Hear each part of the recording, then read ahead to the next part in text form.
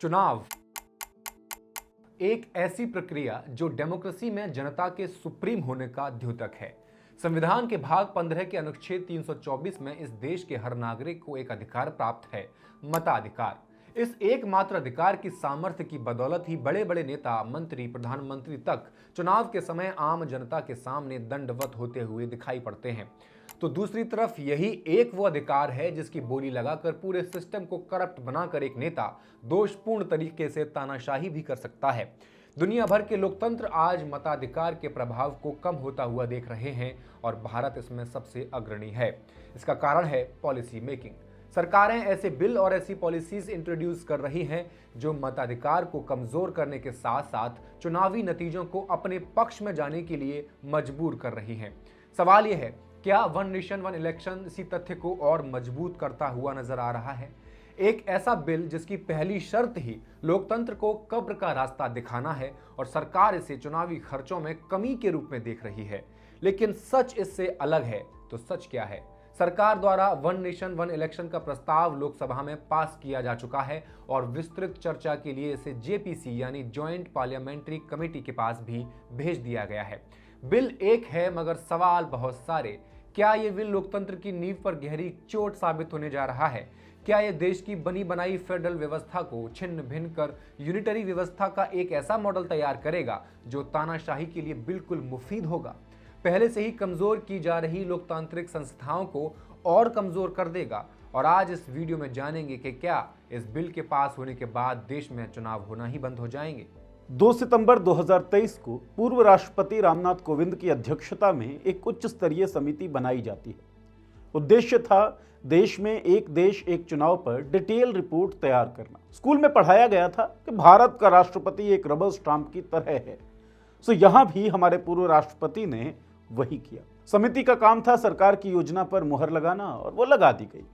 कोई सवाल नहीं किया गया, तय किया गया कि सवाल करने के लिए जगह भी ना बचने पाए। इसी कारण इस समिति में कोई क्षेत्रीय पार्टी, कोई विपक्षी नेता और कोई मुख्यमंत्री शामिल नहीं किया गया था। मार्च 2024 में 191 दिनों तक लगातार काम करने के बाद आखिरकार वन नेशन वन इलेक्शन समिति ने अपनी रिपोर्ट तैयार कर राष्ट्रपति द्रौपदी मुर्मू को सौंप दी।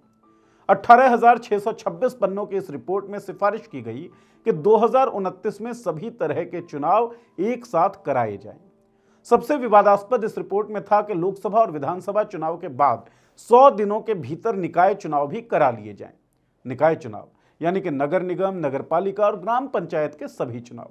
कमेटी ने एक वोटिंग लिस्ट और एक ही वोटर आईडी कार्ड को वैध करने के लिए अनुच्छेद 325 में संशोधन की सिफारिश की, जिसे राज्य चुनाव आयोग के परामर्श से भारत के चुनाव आयोग द्वारा तैयार किया जाएगा। सबसे इंपॉर्टेंट ये जानना है कि एक देश एक चुनाव बिल है क्या। इस बिल के तहत लोकसभा, विधानसभा, नगर पालिकाओं और पंचायतों के चुनाव देश भर में एक साथ 2 चरणों में कराए जाएंगे। पहले चरण में लोकसभा और राज्य विधानसभाओं के चुनाव एक साथ होंगे। दूसरे चरण में नगर पालिकाओं और नगर पंचायतों के चुनाव करवाए जाएंगे। शर्त यह भी है कि ये दोनों चरण 100 दिन के भीतर कराने होंगे।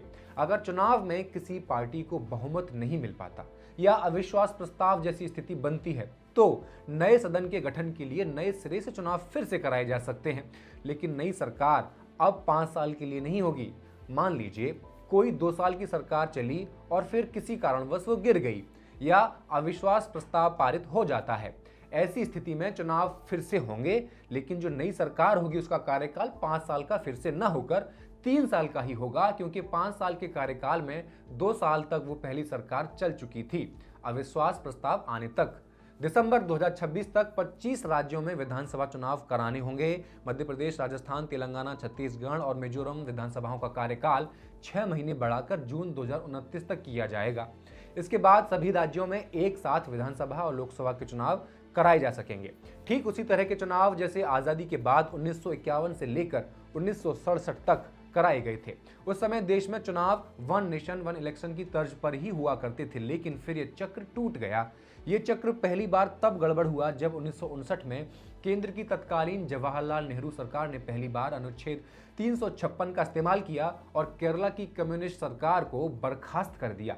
1957 में वामपंथियों ने केरला में जीत दर्ज की थी, लेकिन जुलाई 1959 में उनकी सरकार बर्खास्त होने के बाद फरवरी 1960 में केरला में फिर विधानसभा चुनाव कराए गए।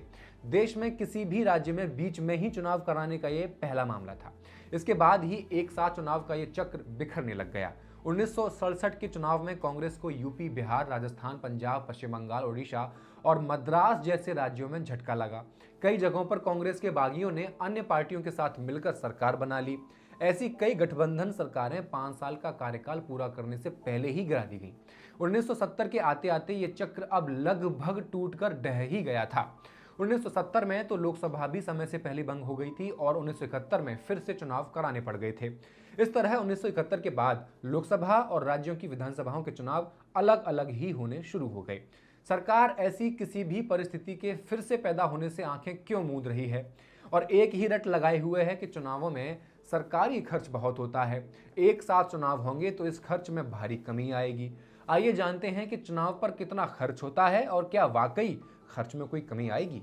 सेंटर फॉर मीडिया स्टडीज की एक रिपोर्ट के अनुसार 2019 के लोकसभा चुनाव में कुल 60,000 करोड़ रुपए खर्च किए गए, जिसमें चुनाव आयोग का खर्च 10,000 करोड़ रुपए था, जबकि बाकी का खर्च राजनीतिक पार्टियों ने चुनाव जीतने या यूं कहिए चुनाव लड़ने के लिए किया।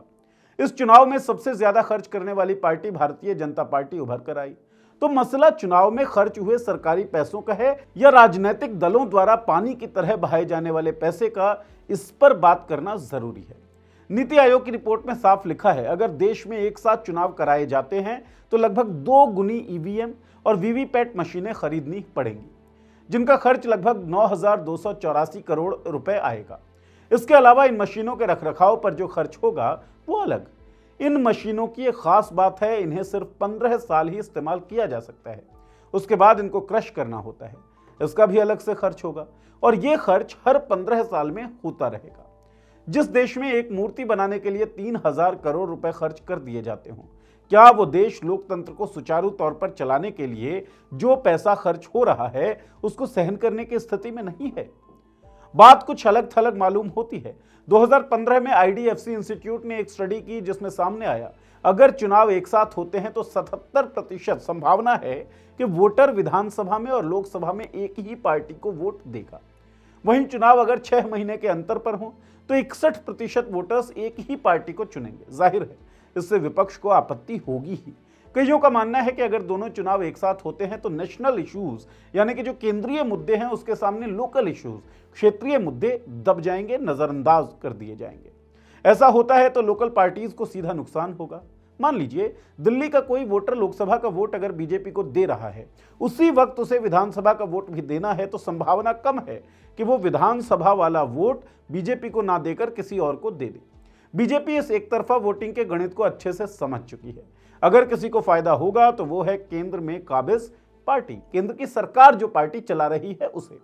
सरकार के भी कई तर्क हैं कि देश हमेशा चुनावी मोड में रहता है, विकास कार्य प्रभावित होते हैं क्योंकि किसी ना किसी प्रांत में मॉडल कोड ऑफ कंडक्ट लगा होता है। सरकारी कर्मचारियों की चुनाव में ड्यूटी लगती है जिससे जिनके नियमित विभागीय कार्य प्रभावित होते हैं। लेकिन इन तर्कों में कोई दम है नहीं। सच्चाई यह है कि इससे राजनीतिक पार्टियों में जवाबदेही में कमी आएगी और लोकल पार्टीज हाशिए पर चली जाएंगी। ये डेमोक्रेसी को एक्सपेंड करने की बजाय उसे केंद्र में ही समेट कर रख देगा। 1947 में आजादी मिलने के बाद सबसे बड़ी चुनौती ये थी कि लोकतंत्र को विस्तारित कैसे किया जाए। पंडित नेहरू लाल किले की प्राचीर से जब यह कहते हैं कि समाज के आखिरी पायदान पर बैठे इस शख्स के भी आंसू पहुंचे जाएंगे, तो वो लोकतंत्र को वहां तक पहुंचाने के अपने संकल्प को दोहरा रहे होते हैं। गांधी किसी शख्स द्वारा किसी मौके पर फैसले न ले पाने की स्थिति में समाज के आखिरी व्यक्ति के चेहरे को याद करने की सलाह देते हैं और इस बात की सलाह देते हैं कि फैसला लेने से पहले उस शख्स को होने वाले फायदे और नुकसान का आकलन कर लें, तो उससे सही फैसला लेने में आसानी हो जाएगी। तो वो लोकतंत्र को गहराने के अपने संकल्प को दोहरा रहे होते हैं और ये बिल अपने हर रूप में जन विरोधी साबित होने जा रहा है। ये पहले से ही कमजोर की जा रही लोकतांत्रिक संस्थाओं को और कमजोर करने जा रहा है। इसके अंत में आप पाएंगे कि लोकतंत्र के लोक और तंत्र के बीच इतनी बड़ी खाई पैदा हो चुकी है जिसे पाट पाना संभव नहीं है। अगर कोई लोकतंत्र को महज चुनाव तक सीमित करके देखता है तो उसकी समझ पर महज तरस ही खाया जा सकता है। लोकतंत्र एक जीवन पद्धति का नाम है जो केवल संस्थाओं तक सीमित नहीं रहता बल्कि नागरिक जीवन का अहम हिस्सा बन जाता है। ये जितना तार्किक होता है उतना ही समावेशी और सेकुलर भी। चुनावों का उद्देश्य केवल सरकार का गठन करना नहीं होता, बल्कि ये लोगों को अपनी पसंद और विचार व्यक्त करने का एक अवसर भी होता है।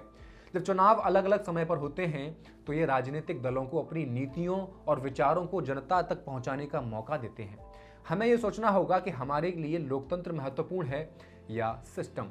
भाजपा और गोदी मीडिया चुनाव कराने के सिस्टम को चुनाव से भी बड़ा करके देख रहे हैं और पेश कर रहे हैं। पिछले 75 साल में विकसित होते हुए देश में डेमोक्रेसी ने अपनी एक लय ली है। क्या इसे सिस्टम की बेड़ियों में बांधना चाहिए और इसकी स्वाभाविक गति को डिक्टेट करना चाहिए? हमें अपनी डेमोक्रेसी के हिसाब से सिस्टम बनाना चाहिए या फिर एक सिस्टम बनाकर डेमोक्रेसी को ठोक पीट कर उसमें फिट करना चाहिए? कमेंट सेक्शन में लिखकर बताएं और वीडियो को शेयर कर दें। मॉलिटिक्स को सब्सक्राइब कर दें। शुक्रिया।